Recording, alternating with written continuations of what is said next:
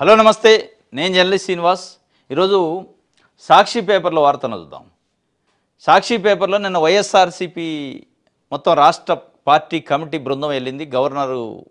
Andhra Pradesh governor కలిశారు. స్థానిక సంస్థల ఎన్నికల్ని నిష్పాక్షికంగా జరిపించండి, ప్రశాంతంగా నిర్వహించేందుకు చర్యలు చేపట్టండి, ప్రజలు స్వేచ్ఛగా ఓటు హక్కు వినియోగించుకోవాలని చెప్పి ఈ కంటెక్స్ట్ ఎందుకు వచ్చింది అంటే, పులివెందల రూరల్ జెడ్పీటీసీ ఉప ఎన్నికలు ఉన్నాయి. ఆ ఉప ఎన్నికల్ని చంద్రబాబు నాయుడు గారు తెలుగుదేశం పార్టీ ఒక ఎంపీకో ఒక ఎమ్మెల్యేకో జరిగితే ఎన్నికలు ఎట్లా ప్రెస్టేజ్ తీసుకుంటారో అట్లా తీసుకుంటారు. అది వైఎస్ఆర్సీపీకి సంబంధించిన కాన్స్టిట్యున్సీ. వైఎస్ఆర్సీపీ ఎమ్మెల్యే పులివెందల జగన్మోహన్ రెడ్డి గెలిచిండు, మాజీ ముఖ్యమంత్రి. ఎట్టి పరిస్థితుల్లో వైఎస్ఆర్సీపీ గెలవద్దు, మనం గెలవాలా. రక్తాలు భారతయా, తలలు పగులుతాయా, లా అండ్ ఆర్డర్ ఏమైంది, రాష్ట్రం అంతా చూస్తుంది కదా అనేది లేకుండా ఒక రకంగా పోలీసు యంత్రాంగము, అధికార పార్టీ, అధికార మదం అని పనిచేసినాయి. స్వయంగా ఎమ్మెల్సీ పైన, చట్టసభలో సభ్యుడు, మండలి సభ్యుడి పైన, రమేష్ యాదవ్ పైన హత్యాయత్నం చేశారు. ఇది ఒకవైపు చేస్తూనే ఇంకొకవైపు తెలుగుదేశం పార్టీ మీడియా వైఎస్ఆర్సీపీ కవ్వింపు చర్యలకు చేపట్టింది అంటున్నారు. వైఎస్ఆర్సీపీ నిజంగానే కవ్వింపు చర్యలకి పాల్పడితే ఒక ఎమ్మెల్సీ పైన అత్యాయత్నం వైఎస్ఆర్సీపీ వాళ్ళపైన ఎట జరిగింది? ఈరోజు అధికారంలో ఉన్న పార్టీ ఏది? అధికార పార్టీ తెలుగుదేశం పార్టీ. అధికారం వాళ్ళ చేతిలో ఉంది. అక్కడున్న ఎస్పీ కానీ, అక్కడున్న డిఎస్పీలు కానీ, అక్కడున్న పోలీసు యంత్రాంగం మొత్తం తెలుగుదేశం పార్టీ అపాయింట్ చేసిన, అంటే ఆ పార్టీ ప్రభుత్వం అపాయింట్ చేసిన ఆఫీసర్లు ఉంటారు. కంట్రోల్ చేయాల్సిన బాధ్యత ఉంటుంది కదా. అంటే వైఎస్ఆర్సీపీ కవ్వింపు చర్యలు చేస్తే ఈ స్థాయిలో ఉంటుందా? వైఎస్ఆర్సీపీ ఎమ్మెల్సీ పైనే దాడి జరిగిద్దా? అంటే జరిగిన దాన్ని కప్పించుకోవడానికి ఇంకో తప్పు, ఒక తప్పుని కప్పించుకోవడానికి ఇంకో తప్పు చేస్తున్న కార్యక్రమం కనపడుతుంది. దీనిపైనే వైఎస్ వివేకానంద రెడ్డి గారి కూతురు వైఎస్ సునీత గారిని నా కామెంట్ చేశారు. పులివెందల్లో జరుగుతున్న ఘటనలు చూస్తుంటే మా నాయన వైఎస్ వివేకానంద రెడ్డి గారి హత్య గుర్తుకొస్తుంది, హత్య జరిగిన రోజులు గుర్తుకొస్తున్నాయి అన్నది. హత్య జరిగిన రోజుల్లో తెలుగుదేశం పార్టీ అధికారంలో ఉంది. హత్య జరిగిన రోజుల్లో తెలుగుదేశం పార్టీ అపాయింట్ చేసిన పోలీస్ ఆఫీసర్లు ఉన్నారు అక్కడ కూడా. ఈరోజు తెలుగుదేశం పార్టీ ఉంది. మరి గుర్తు రావటం అంటే ఇట్లాంటి కవ్వింపు చర్యలు, ఇట్లాంటి అబద్ధపు వ్యవహారం ఆ రోజు జరిగిందా? స్వయంగా ఎమ్మెల్సీ పైన దాడి జరిగింది, ఆయన రక్తాలు గారుతున్నాయి, తలల బగిలిని, కళ్ళకు కనపడుతుంది, వీడియోలు ఆడియోలు ఉన్నాయి. అయినా కానీ లేదు వైఎస్ఆర్సీపీ దాడి చేసింది అని చెప్పి చెప్తున్న పరిస్థితి. మరి ఆ రోజు కూడా వైఎస్ వివేకానంద రెడ్డిని హత్య పైన ఉన్న అనుమానాల విషయంలో వైఎస్ సునీత గారికి నిజంగా తెలుసా, లేదు తెలవక మాట్లాడుతుందా, లేదంటే చెప్పిస్తే మాట్లాడుతుందో తెలియదు, కానీ ఆ రోజు హత్యా ఉదంతాలు గుర్తొస్తున్నాయి అంటుంది. ఎస్, అది ఒక భాగం.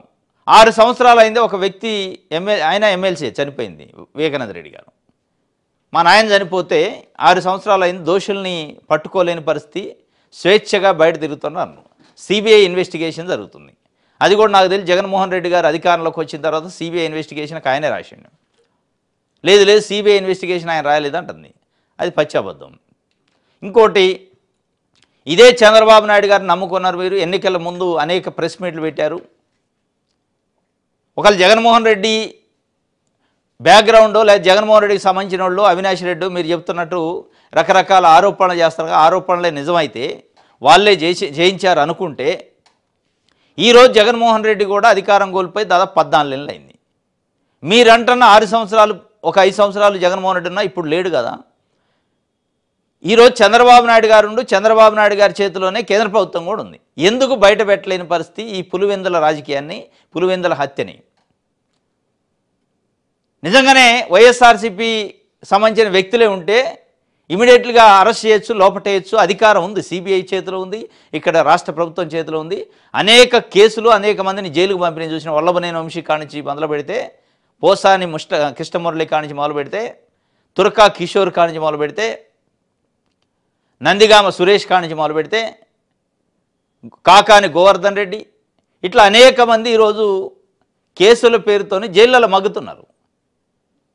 వీళ్ళు చేశారో చేయలేదో తెలవని చిన్న చిన్న కేసులకే జైల్లో పెడితే హత్య చేసినా అంటున్నాక ఎందుకు జైల్లో పెట్టలేని పరిస్థితి ఏంది? దాని అనుకున్న మతలబ్ ఏంది? దానికి కారణం ఏంది? చంద్రబాబు నాయుడు గారిని కాదు మీరు అడగాల్సింది ఈరోజు. ఇది మొత్తానికైతే నిష్పక్షపాతంగా జరిపించండి అని గవర్నర్ కలిశారు. మరి చూడాలి ఏమైందో. ఇంకోటి తురకా కిషోర్ను తక్షణం విడుదల చేయండి. మాజీ మున్సిపల్ చైర్మన్ మాచర్ల అరెస్టు పూర్తిగా చట్టానికి సుప్రీంకోర్టు తీర్పులకు విరుద్ధంగా ఉందని చెప్పి హైకోర్టు తలంటింది పోలీసుల్ని. పోలీసులతో పాటు రిమాండ్ విధించిన మేజిస్ట్రేట్ను కూడా ఒక రకంగా మందలించిన పరిస్థితి. ఏం చూస్తున్నారు? సుప్రీంకోర్టు ఆర్డర్లు చూడరా, చట్టాన్ని ఫాలో కారా అని చెప్పి. తురకా కిషోర్ అయితే నేను రిలీజ్ అయినారు. నిందితులుగా ఎవరిని ఎందుకు చేర్చలేదు? ప్రసన్న కుమార్ రెడ్డి ఇచ్చిన ఫోటోల్లో దాడికి పాల్పడిన వ్యక్తులు ఉన్నారు కదా, మరి వారిని ఎందుకు నిందితులుగా చేర్చలేదు? ప్రసన్న ఫిర్యాదుపై దర్యాప్తు ఎంతవరకు వచ్చింది? పూర్తి వివరాలు సమర్పించండి దర్గామిట్ట పోలీసులకు హైకోర్టు ఆదేశం. ఇప్పుడు ఇక్కడ ఇదే వచ్చిన విషయం. ఇబ్బంది ఏంటంటే చట్టం క్రైమ్ను బట్టి పనిచేయట్లే. క్రైమ్ చేసిన వ్యక్తులను బట్టి చట్టం పనిచేస్తున్నాయి, పోలీసులు పనిచేస్తున్నారు. క్రైమ్ చేసిన వ్యక్తి తెలుగుదేశం పార్టీ నాయకులు కార్యకర్తలు అయితే చట్టం ఆడ పనిచేయదు, పోలీసులు పనిచేయరు. క్రైమ్ చేసినా చేయకపోయినా అనుమానం ఉంది వైఎస్ఆర్సీపీ కార్యకర్త నాయకుడు అంటే ఇమీడియట్ లోపటే. ఇదే జరుగుతుంది. ప్రసన్న కుమార్ రెడ్డి ఇంటి పైన దాడి చేశారు కొంతమంది. ఆయన కంప్లైంట్ ఇచ్చిండు. ఆయన పైన వాళ్ళు తెలుగుదేశం పార్టీ వాళ్ళు ఆయన పైన కంప్లైంట్ ఇచ్చారు. ఆ కంప్లైంట్ పైన ఇన్వెస్టిగేషన్ నడుతుంది. కానీ ఆయన ఇంటి పైన దాడి చేసింది విజువల్సే చూసినాం మనం. ఆయన కంప్లైంట్ ఇస్తే ఇంతవరకు చర్యలు లేవు. ఫోటోలు వీడియోలు ఉన్నాయి కదా అని కోర్టు డైరెక్ట్ అడిగింది ఎంతవరకు వచ్చింది ఇన్వెస్టిగేషన్ అని. ఇగో ఇట్లుందనమాట చట్టం.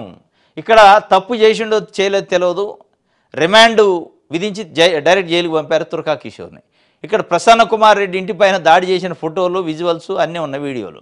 అయినా అరెస్ట్ లేదు, రిమాండ్ లేదు, ఏది లేదు. రైట్.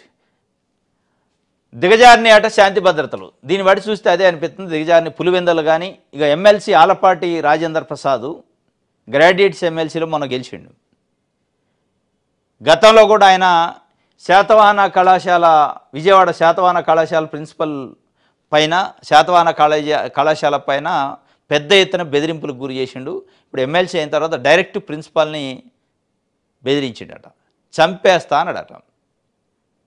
ఈరోజు ఈ వార్త వేరే ఏ పత్రికలో లేదు. ఆంధ్రజ్యోతిలో ఉండదు, ఈనాడులో ఉండదు, మిగతా పత్రికల్లో ఉండదు. అంటే ఇది ఒక కళాశాల ప్రిన్సిపల్ని ఒక గ్రాడ్యుయేట్స్ ఎమ్మెల్సీ, మామూలు ఎమ్మెల్సీ కాదు, గ్రాడ్యుయేట్స్ అంటే చదువుకున్న వాళ్ళ తరపున విద్యావంతులు ఎన్నుకుంటే ఎన్నికైన ఎమ్మెల్సీ. విజ్ఞత ఉండాలి కదా. పెద్దల సభలో సభ్యుడు ఆయన. ప్రిన్సిపల్కి ఫోన్ చేసి నన్ను బెదిరిస్తున్నాడు, కాలేజీ విషయాల్లో ఆయన చెప్పినట్టు వినాలంటున్నాడు, నాకు ప్రాణహాని ఉంది, పోలీసులే రక్షణ కల్పించాలి. విజయవాడ శాతవాహన కళాశాల principal Vankayalapati Srinivasu. TDP MLC Alapati Rajendra Prasad phone చేసి బెదిరిస్తున్నారు. శాతవాహన కాలేజీ విషయంలో ఆలపాటికి ఎలాంటి సంబంధం లేదు, అయినా ఆయన చెప్పినట్లు నేను వినాలంటున్నారు, లేదంటే నా సంగతి తెలుస్తానని అంతు చూస్తానని బెదిరిస్తున్నారు. ఆయన అధికార పార్టీ అయినందున నన్ను ఏదైనా చేయగలనని వదలబోనని ముఖ్యమంత్రికి కూడా చెప్పానంటే హెచ్చరిస్తున్నారు. గతంలో కూడా నన్ను కిడ్నాప్ చేశారు, చివరికి పోలీసుల జోక్యంతో విడిచిపెట్టారు. నాకు ఆలపాటి నుంచి ప్రాణహాని ఉంది, పోలీసులు రక్షణ కల్పించండి. ఎవరు కల్పించాలి ఇప్పుడు రక్షణ? ఆలపాటి రాజేంద్ర ప్రసాద్ గతంలో కిడ్నాప్ చేయించిండు, పోలీసుల జోక్యంతో రిలీజ్ అయ్యిండు. ఈరోజు అధికార పార్టీ ఎమ్మెల్సీ ముఖ్యమంత్రి గారికి కూడా నోటీసులో ఉంచే బెదిరిస్తానా అని చెప్పిండట. ఇక ఏ పోలీసులు ఈయనకు రక్షణ కల్పించాలి? అయిద్దా? సాధ్యమైద్దా?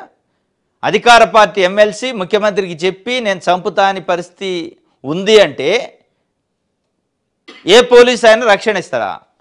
ఎవరికి ఇస్తాడు రక్షణ? చంపుతా అన్న వాళ్ళకి ఇస్తాడు. అంటే ఆయన చంపిందాకా అటు కనపడరుగా ఆయన. అందుకే డైరెక్ట్గా ఇక చెప్పాల్సిన పరిస్థితి, నాకు ప్రాణహాని ఉంది, ఏది జరిగినా ఆలపాటి రాజేంద్ర ప్రసాదే కారణం అని చెప్పేసింది. ఈరోజు శాంతి భద్రత, లా అండ్ ఆర్డర్ పరిస్థితి ఏందనేది రాష్ట్రంలో మనకు అర్థమైంది. వార్తలు ఆంధ్రజ్యోతి ఈనాడు కూడా రాస్తాయి. ఏమి రాస్తాయి? అక్కడ ఇష్యూని బట్టి రాయవు, వాళ్ళకున్న పర్సనల్ ఎజెండాని రాస్తాయి. ఈరోజు ఆంధ్రజ్యోతిలో రాసింది, తిరుపతిలో భూమన కరుణాకర్ రెడ్డి అనుచరుడు ఒక అతను ఒక వ్యక్తిని కిడ్నాప్ చేసి చితకబాదిండు విచ్చలవిడిగా, అదంతా వార్తలు కనపడుతున్నాయి. ఎస్, తప్పది. నిజంగానే భూమన కరుణాకర్ రెడ్డి మనిషా కాదా కానీ ఎవరైతే కొట్టారు వీళ్ళు భూమన కరుణాకర్ రెడ్డిని దాన్ని జోడించారు.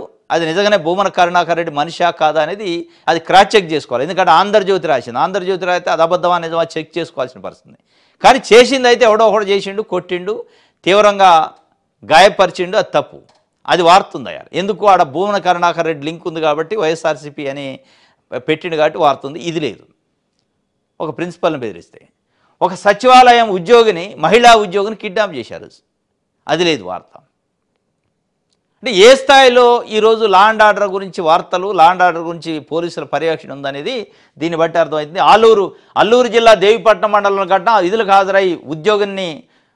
హాజరైన ఉద్యోగిని బలవంతంగా ఈడ్చుకెళ్లిన నిందితుల కోసం 4 బృందాలతో పోలీసులు గాలింపు. సచివాలయ ఉద్యోగిని కిడ్నాప్ చేసి కారులోకి ఎక్కిస్తున్న దుండగులు. సచివాలయం అంటే గ్రామ సచివాలయం, డైరెక్ట్గా గుంజపోవటమే. ఇది కనపడదు ఆంధ్రజ్యోతికి, ఈనాడుకి, ఇది కనపడదు తెలుగుదేశం పార్టీ మీడియాకి. ఇది తప్పు కాదు, ఇది ఒప్పు. ఒక కాలేజీ ప్రిన్సిపాల్ని నేను చంపేస్తా అని ఒక ఎమ్మెల్సీ బెదిరిస్తే ముఖ్యమంత్రి గారికి కూడా చెప్పాను నేనని, అది ఎక్కడా తప్పు కాదు, అది లోక కళ్యాణం కోసం చేసినట్టు. ఒక గ్రామ సచివాలయ మహిళా ఉద్యోగిని, విధులకు హాజరైన ఉద్యోగిని బటబట గుంజకపోయి ఆఫీసులోంచి కారులో ఎక్కించుకొని కిడ్నాప్ చేస్తే అది తప్పు కాదు, ఇది కనపడదు. ఇది చట్టం, ఇది న్యాయం, ఇది ధర్మం అన్నట్టుగా ఉంటుంది. కానీ ఎక్కడన్నా దీంట్లో తెలుగుదేశం పార్టీకి కాకుండా వైఎస్ఆర్సీపీ నాయకులు లింక్ ఉందనుకో ఎమ్మటే బ్యానర్ ఐటమ్ ఉంటుంది. ఎస్, తప్పే. ఎవరు చేసినా, వైఎస్ఆర్సీపీ నాయకులు చేసినా తప్పే, తెలుగుదేశం పార్టీ నాయకులు చేసినా తప్పే, జనసేన పార్టీ నాయకులు చేసినా తప్పే. ఈ ఎపిసోడ్ అంతట్లో సనాతన ధర్మాన్ని కాపాడటానికే పార్టీ పెట్టిన మౌనముని పవన్ కళ్యాణ్ గారు ఎక్కడ స్పందించడు. ఇది గమ్మత్తు ఉంటుంది. ఎక్కడ ఆయన మాట్లాడడం, అనేక పరిణామాలు జరుగుతున్నాయి. వాళ్ళ పార్టీ ఇన్ఛార్జీలు కూడా, శ్రీకాళహస్తి ఇన్ఛార్జి డైరెక్ట్గా మర్డర్ చేయించింది వాళ్ళ డ్రైవర్ని, ఎక్కడ స్పందించడు.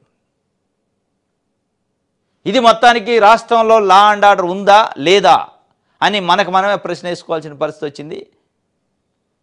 దీనిపైన గవర్నర్కా రాష్ట్రపతికా ఎవరికి ఇచ్చిన ఫలితం ఏముంటుంది అనేది కూడా ప్రశ్నార్థకం అయిపోయింది ఈరోజు. ఇది ఒక వార్త.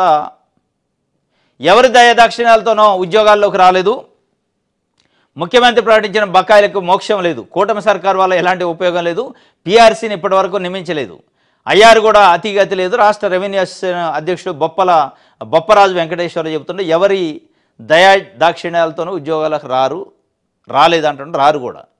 ఎగ్జామ్ రాసి కష్టపడి చదువుకొని మెరిట్తోనే వస్తారు ఉద్యోగాల్లో. ఎవరి దయాదాక్షిణ్యాల రిక్రూట్మెంట్ దయాదాక్షిణ్యాలు ఉండవు, వాళ్ళ పీఆర్సీ ఐఆర్ వాళ్ళకి రావాల్సిన బెనిఫిట్స్ కూడా దయాదాక్షిణ్యాలు ఉండవు.